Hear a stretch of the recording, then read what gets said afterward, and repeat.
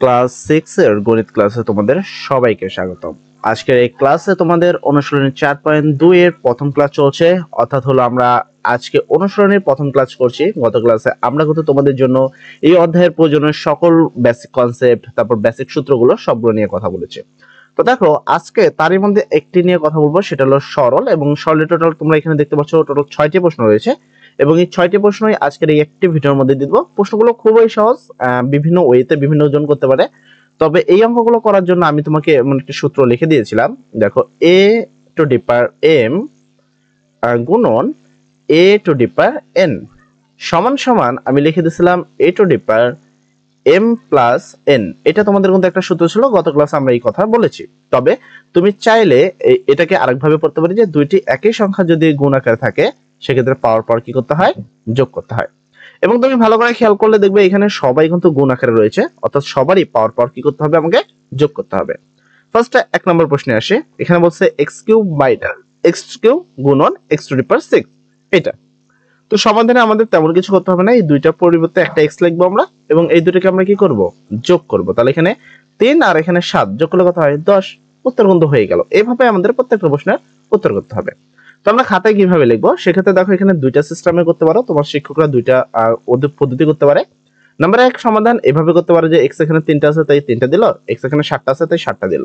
তারপর ব্র্যাকেট তুলে দিয়ে এখানে টোটাল 10টা x আছে, তো এখানে টোটাল এভাবে 10টা x লেখার পরে x টু দি পাওয়ার 10 লিখতে পারে। এটা একটা পদ্ধতি। তবে আমি এটাকে লাইক করি না, জাস্ট এটা আমার কাছে তেমন একটি পছন্দ না, আমার কাছে দ্বিতীয় পদ্ধতিটাই পছন্দ।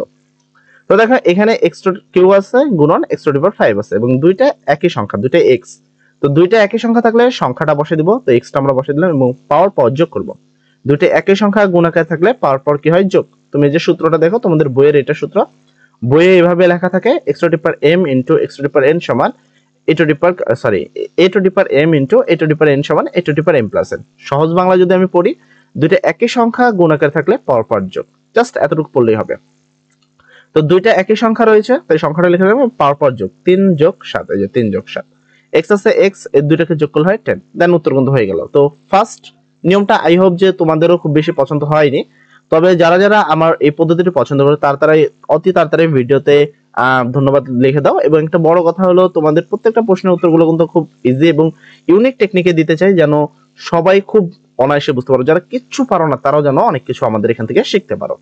আচ্ছা, তারপর প্রশ্ন নম্বর 2, x কিউ ইনটু x তারপর ইনটু x টু দি পাওয়ার 5। তো তিনটা আছে, আমরা কিন্তু একবারে করতে চাই, কিন্তু আমরা সূত্র আসলে তোমাদের দুইটা করে লিখে দিছি, তো আমরা খন্ড খন্ড করে করব, ঠিক আছে? তবে একবারে করলে কিন্তু সরাসরি হবে। দেখো একবারে যদি করি সমাধানটা আমরা যদি প্রথমে যা আছে আমরা পুরোটা তুললাম। দেখো এখানে x আছে 3টা, এখানে একটা, তাহলে 4টা, আর এখানে হলো 5টা, তাহলে 4 আর 5 9টা। দেখো উত্তর কিন্তু একবারেও করা যেতে পারে, ঠিক আছে? x টু দি পাওয়ার 9 হলো উত্তর। তবে সূত্র যেহেতু তোমাদের কেন্দ্রে তোমাদের স্কুল হলো দুইটা সর্বোচ্চ ইউজেস, তো আমরা সর্বোচ্চ দুইটা নিব।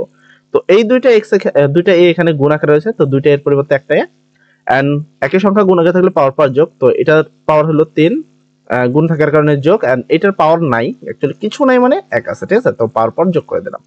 আর বাকি রইলো গুণন x টু দি পাওয়ার 5, এই যে গুণন x টু দি পাওয়ার 5। এখানে a আছে a, এই 3 আর 1 যোগ করলে হয় 4, গুণ আছে গুণ x টু দি পাওয়ার 5, এই যে 5। দেন এখানে দুইটা a আছে, দুইটা a মিলে একটা a, এবং দুইটা যেহেতু একই সংখ্যা গুণ আকারে আছে পাওয়ার পর যোগ। মনে রাখবা দুইটা একই সংখ্যা হইতে হবে, ভিন্ন সংখ্যা হইলে কিন্তু হবে না। যেমন ধরো একটা a আছে আর একটা b আছে, দুইটা ভিন্ন সংখ্যা, সেই ক্ষেত্রে তুমি করলা কি দুইটার পরিবর্তে একটা সংখ্যা লিখে গুণ করে দিলা, সেই ক্ষেত্রে কিন্তু হবে না। মনে রাখতে হবে দুইটাই একই সংখ্যাই থাকতে হবে, যাই থাকুক না এক থাকতে হবে।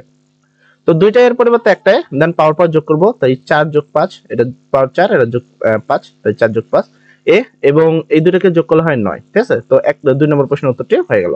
যারা এখন পর্যন্ত ভিডিওতে থ্যাংক ইউ ভাইয়া লেখনি তারা তাড়াতাড়ি করে লিখে ফেলো, কারণ তোমাদের থ্যাংক ইউ ভাইয়া দেখলেই আমরা পরবর্তী ক্লাসগুলো অতি তাড়াতাড়ি দেওয়ার জন্য অনুপ্রাণিত হই। এবং এই যে ভিডিওটা অলরেডি আমি 2বার মেক করছি এবং দুর্ভাগ্যবশত 2বারই আমাদের এখানে কারেন্ট চলে গেছে। তারপর আমার নতুন আবার কিন্তু তোমাদের জন্য টিকেট করা লাগছে। তো একটু কষ্ট করি তোমাদের জন্য, তোমরা একটু কষ্ট করে যদি একটু লাইক করে দাও তাহলে হয়তো অনেক ভালো লাগে। তো আসে 3 নম্বর প্রশ্ন, দেখো x টু দি পাওয়ার এখানে আছে 4 into x square into x to the power 9। তো আমাদের এখানেও সেম কাজ করতে হবে, আমরা জাস্ট দুইটা দুইটা করে খন্ড খন্ড করব। তুমি চাইলে একবারে করতে পারো, আই হোপ যে ভুল ধরবে না, বাট আমার মতে দুইটা দুইটা করে ভালো, ঠিক আছে? সমাধান দেন এখানে যা যা আছে আমরা ফার্স্টে প্রশ্নটা হুবহু তাই তুলবো, এখানে যা যা আছে।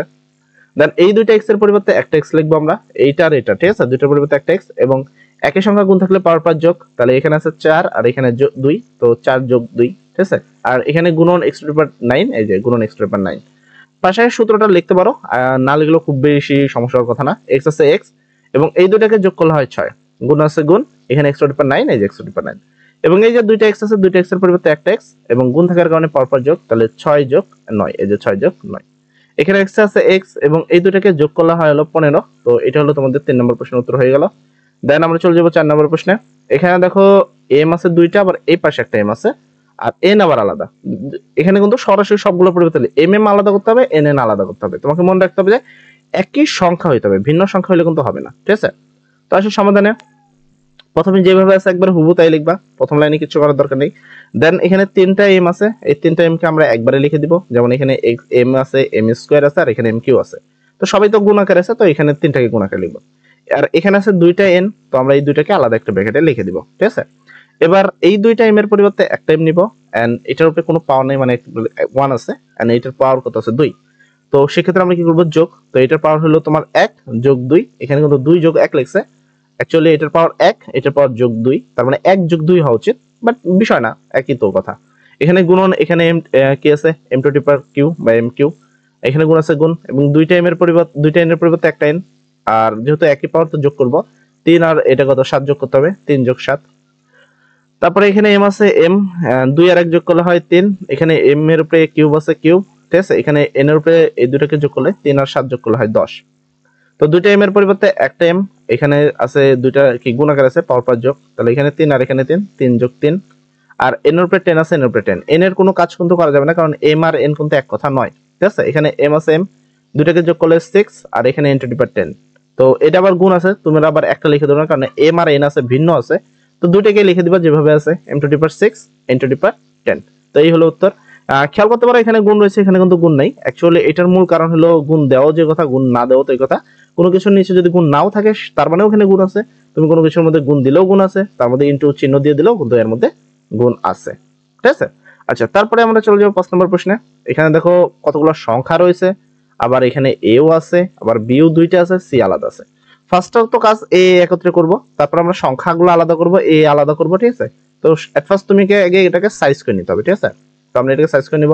সমাধান প্রথমে যেভাবে আছে চোখ বুঝে এটা তুলে দাও, কোনো দেখা দেখির দরকার নেই কি কি আছে। দেন এ এ এই দুইটা এ আমরা একটা ব্র্যাকেটে দিয়ে দিব, এ বি আর এই যে বি, বি দুইটাকে একত্রে দিয়ে দিব এন্ড সি একটাই আছে, যে সি আলাদা। সি এর আপাতত কোনো কাজ নেই, জাস্ট যেগুলোর কাজ। এবার এই দুটোর মধ্যে দেখো এ আছে ঠিকই, কিন্তু সংখ্যা আছে, তো সংখ্যা দুটোকে আলাদা করলাম, 3 আর 2, এই যে 3 গুণন 2 আলাদা করলাম। দেন এখানে এ আর এখানে এই যে আলাদা এ লিখলাম। এখানে 4 আর এখানে 3 আছে, আলাদা করলাম। এখানে বি এখানে বি, এই যে বি গুণন বি আলাদা করলাম। আর এখানে যা আছে তাই, ঠিক আছে। আর পরবর্তীতে আমরা কাজ করব, 3 আর 2 করলে 3 দুগুণে 6, এখানে দুইটা এর পরিবর্তে একটা এ, এন্ড এটার উপরে কোনো পাওয়ার নেই, এটার উপরে কোনো পাওয়ার নেই, মানে দুইটার উপরে 1 আছে, তাই দুইটা কি পাওয়ার নেই বলতে 1 আছে এবং দুইটার সঙ্গে গুণ আছে, পাওয়ার 5 যোগ, মানে 1 যোগ 1 এন্ড 3 3 4 12, হলো 12। এখানে বি এখানেও বি, তো দুই জায়গায় তোমার বি আছে, এখানেও বি এখানেও বি, তো দুইটা বি এর পেয়ে একটা বি এন্ড এটার উপরে কোনো পাওয়ার নেই, এটার উপরে কোনো পাওয়ার নেই, কোনো পাওয়ার নেই মানে 1 আছে, তাহলে এখানকার কি এই 1 যোগ 1, যেহেতু এটা গুণাকার আছে তাই কি পাওয়ার 5 যোগ হবে। আর এখানে 5c আছে, 5c আলাদা রেখে দিবা তুমি। এখানে 6 আছে, 6 এর উপরে 1 আর 1 আছে, তার মানে যোগ করলে 2 হয়, এই যে এর উপরে 2। এখানে 12, এই যে 12, বি এর উপরে 1 আর 1 আছে, তার মানে 12 এর উপরে এই যে 2, ঠিক আছে, বি এর উপরে। আর এখানে সি আছে, সি। এরপরে দেখো সংখ্যা আলাদা আছে, তো সবগুলো সংখ্যাকে আলাদা করে নাও। তো এখানে 6 12 আর 5, এই যে আমরা আলাদা করে নিলাম। দেন এ স্কয়ার, এটার বি স্কয়ার, এটা সি, এটাকে আলাদা করে দিলাম। তুমি একটা খেয়াল করতে পারো এগুলোর মধ্যে গুণ ছিল, এগুলোর মধ্যে দেওয়া হয়নি, কারণ আমি আগেও বললাম যে গুণ দেওয়া না দেওয়া কিন্তু দুটো একই কথা। আচ্ছা, তো 6 গুণন 12 গুণন তোমার যদি 5 করা হয় তাহলে 360, এ স্কয়ার বি স্কয়ার সি, এটা কিন্তু উত্তর।